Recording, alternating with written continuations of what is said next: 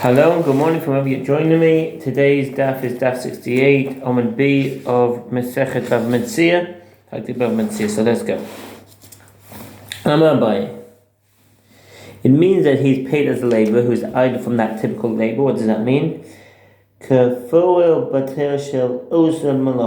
early commentaries suggest several explanations of this statement. According to Rashi and the Smag and the Rashba, it means that if this particular individual was previously involved in difficult labor for which he earned a high wage, the court estimates how low a wage he was willing to accept to perform an easier task, and the manager of the venture receives the wages for the simpler task. Tosfot maintain the court estimates how low a wage one who was previously involved in performing difficult labor would be willing to accept in order to remain completely idle from his previous labor. The court does not take into consideration his work in the store, even if this is more difficult than his former employment.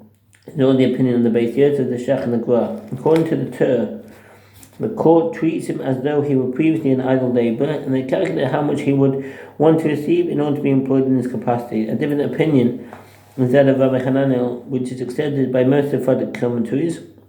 He contends that the Gemara is referring to a season when laborers are idle, when there's not much work for him, and the laborer is therefore willing to accept lower wages for his services. From which he is kept idle. In other words, he must receive the same amount of money that an individual would be willing to accept to refrain from his current occupation and engage in an easier task. Gemara comments, and it is necessary for the tenant to teach us both halachot, that of a storekeeper who is given produce to sell, as well as one who is given money to buy the produce. As he had taught only the halacha of a storekeeper who receives produce to sell, I would say that it is specifically a storekeeper for whom it is enough to receive wages with an idle laborer, because his toil is not great, as the produce is already prepared and he merely has to sell it. But in the case of one who is given money with which to acquire produce, his toil is great, as he must find the produce in the market and bring it back to his store. I might say that it is not sufficient for him to be paid as an idle laborer. And conversely, had the Tana taught only the halach of one who receives money with which to acquire produce, I would say that it is in the case that he requires payment as an idle laborer, because his toil is great. With regard to a storekeeper whose toil is not great, I would say that any amount is enough for him. That, for example, even if the one providing the produce only immersed his bread in brine with the storekeeper, or only ate one dried fig with him, this is sufficient to count as wages, i.e. providing the bit of brine or a fig is sufficient to account for the storekeeper's labor. It was therefore necessary for this halacha to be stated with regard to both cases. Parenthetically, the Gemara lists the terms how many goats and chickens we add is constituted a mnemonic device for the following discussions. The Mishnah teaches that one may not enter into a joint venture with a storekeeper unless he gives him his wages. Sages taught in the Brisa how much is his wage, what is the minimum amount he must be paid in order to avoid the prohibition of interest. It's permitted whether it is a lot or little in accordance with the agreement between them. This is the statement of Rabbi Meir. Rabbi Huda says, even if he only immersed his bread and brine with him, or ate only one dried fig with him, this is sufficient for his wage. Rabbi Shimon bar Yochai says he must give him his full wage, i.e. as a laborer. The sages taught one may not appraise animals, i.e. one may not give his animals to someone else to raise after appraising their worth in exchange for half of the profits, neither goats nor sheep nor anything else that does not produce revenue while it eats.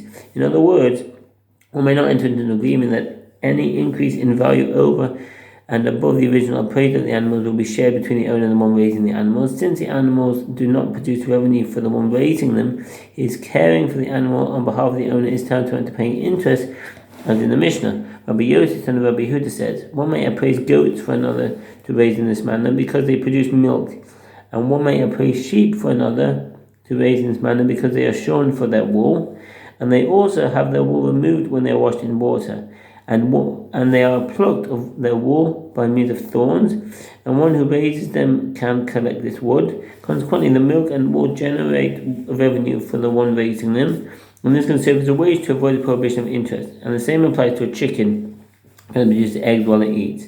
The Gemara asks a question, and for the first Tana, how does he respond to this claim? Does he claim that shearing and milk do not provide the payment of the wage of worth of the animal's food? The Gemara answers, if the arrangement allows him to keep the sheared wool and milk, and we agree that this is sufficient to avoid the prohibition of interest. When they disagree, got to a case when he receives only the whey, benas yivoy, What's that?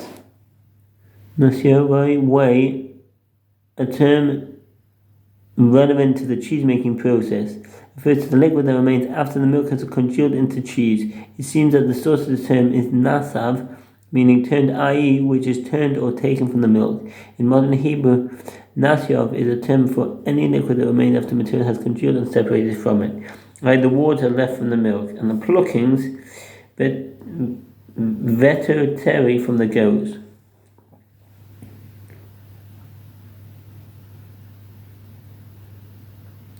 What does that mean? Tosri, commenting on the explanation of Rabbi Hanani, the Ravid says that this word is a contraction of totiri, meaning underneath the dung. According to Rashi, it comes from the root neter, meaning left over, referring to the wool shed by a goat. Rabbi Hanani, this refers to the wool between the sheep's legs, which is shorn off so the animal does not soil itself with its dung. After shearing it off, the one raising the animal can sell this wool for a small amount of money. The Gemara clarifies the dispute. The first Tana holds in the contrary opinion of Rabbi Shimon ben Yochai, who says that he gives him its full wage. Since the value of the whey and pluckings is less than the full wage, he receives them. His receiving them does not suffice to replace his wage. Rabbi Yosi, son of Rabbi Yehuda, holds in accordance with the opinion of his father, who says that even if he only immersed his bread in bran with him, or only ate one dried fig with him, this is his wage, and there is no demand that his wages be commensurate with his toil. The sages taught a woman may rent out to another woman a chicken. They sit on the eggs belonging to the rent in exchange for two of the chicks hatched from the eggs. As Kes Isha Tal Nagolas, it's permitted for a woman to rent out to another woman a chicken to sit on eggs belonging to the rent in exchange for two of the chicks that will be hatched. There is no concern about interest in selection because the terms of selection defined as a rental agreement and not place responsibility for the eggs upon the owner of the chicken. I'm say from his partner Hechamav over 8:14. But with regard to a woman who said to another, "The chicken is mine and the eggs are yours, and you and I shall share the eggs. My chicken will sit on your eggs until they hatch." Rabbi Yehuda permits this practice. Rabbi Shimon prohibits it. We hold that since the owner of the chicken is responsible for half of the loss to the eggs, therefore part of this venture is a loan, as she is not being paid for her efforts, is considered interest. The Gemara asks, and as for Rabbi Yehuda, does he not require one to pay at least a minimal amount of the wage for the toil of the one for the chicken and the chicken's food? The Gemara answers, there are unfertilized eggs from which no chickens will hatch. Such eggs are retained by the owner of the chicken, and therefore she does receive some benefit. The sages taught in a place where people are accustomed to add wages of a porter. What does that mean? Katav, wages of a porter. Most commonly to explain that the other party receives an additional fee for transporting the animals to pasture, as if it is not the custom for each shepherd in that locale to transport the animals himself, the owner cannot claim that this is the condition of his labor in this venture, says the Meiri. In Shittim Mechubes, it is explained that if the local custom is to pay a separate fee for carrying the animal, rather than adding it to the sum of expense he receives at the end of the term for his caring for the livestock, the owner must pay him this sum at the outset. If one gives another merchandise to sell as part of a business deal, and the regional custom is to hire a porter to transport the merchandise to the market, the man does not have to pay the fee for the porter, as this is part of his expenses and is calculated with that amount. Rambam says for Kenyan Hilchot Shulchan V'Shutafin 8:4 Shulchan Aruch Yodeh 77:21 for carrying a young animal on his shoulders to the money paid. And the owner of the animal must add it to the overall sum, and one may not deviate from the regional custom. Rabbi Shimon ben Gamliel says one may appraise a calf that grows up with his mother for another to raise, and a fowl that grows up with its mother. The profit generated by animals that produce revenue while they eat are appraised and divided between the owner and the one taking care of the animals. Permitted to appraise the cost of a calf or fowl that grows up with its mother for another to raise it. If they do not produce revenue, it must be cared for, and the halacha is not in accordance with the opinion of Rabbi Shimon ben Gamliel. Say Mishpat Hechos Shulchan V'Shutafin 8:3 to raise a part of a single venture and split the profits, but one does not add to the wages for his toil. Applies even in a place where they have the custom to add the wage of a porter to the money paid. The Gemara asks, But as for Rabbi Shimon ben Gamliel, does he not require that one pay at least a minimal amount for the wage for the toil of the one caring for the animals and the animals' food? More answers, there is the animal's dung, which is of some benefit to the one who raises the animals. The Gemara asks, and how did the other sage respond to this claim? The Gemara replies, he maintains that he declares the dung ownerless, as he does not consider this important enough to attain. Consequently, this is not qualified compensation paid to the one raising the young animal. Rav Nachman said, with regard to the joint venture involving animals, halacha is according to the opinion of Rabbi Yehuda, and the halacha is according to the opinion of Rabbi Yossi, Rabbi Yehuda, and the halacha is according to the opinion of Rabbi Shimon ben Gamliel. The Gemara writes, a business document emerged concerning the sons of Rav Elish. Who is Rav Elish? Rav Elish was a fourth generation Babylonian Amora. It appears that he was from the town of Mahosa and the disciple colleague of Rava, as there are many reports of the two scholars deeply engaged in Talmudic discussions.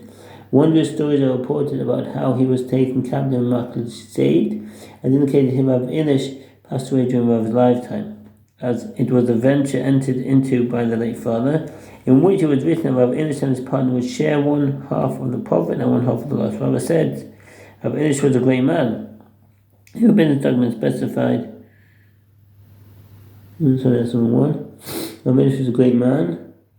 Rav Elish gathered Rabbahu. As he was a great man, he presumably did not transgress the prohibition, and therefore can be assumed that there was a scribal error in the language of the document. In the case of an ordinary person, it would be assumed that the transaction involved interest, and the court would proceed accordingly to derive it. And therefore, he would not feed people with something forbidden. The Rashba cites this case as proof in the transaction with a hint of interest. Only the lender, not the borrower, violates the prohibition. The Melech contests this analysis. In other words, he certainly would not involve himself in a joint venture through which someone would have earned money by means of interest, and an arrangement of this kind appears to constitute interest. Consequently, no matter what, there must have been some mistake with regard to this document. If the actual condition stated that one party would receive one half of the profit and the other party must have agreed to accept upon himself 2/3 of the loss,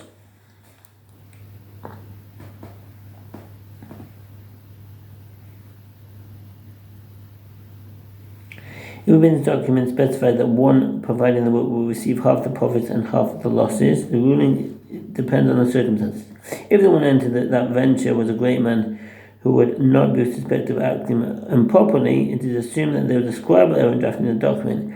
The man actually said that he is entitled to one half of the profits, and that the other would cover 2/3 of the losses, or that he is entitled to 1/3 of the profits, and the other party would accept one half of the losses. If the transaction was conducted by ordinary people, they treated the document with interest, and one party is responsible for one half of the losses, but receives none of the profits. From the Rashi's interpretation of this discussion of Bava Metzia Daf, part of Hechad Shulchan V'Shutafin 863, Shulchan Aruch Yodei 177-25. And that's the end of the Omed. I wish you a very good day and all the best. Bye.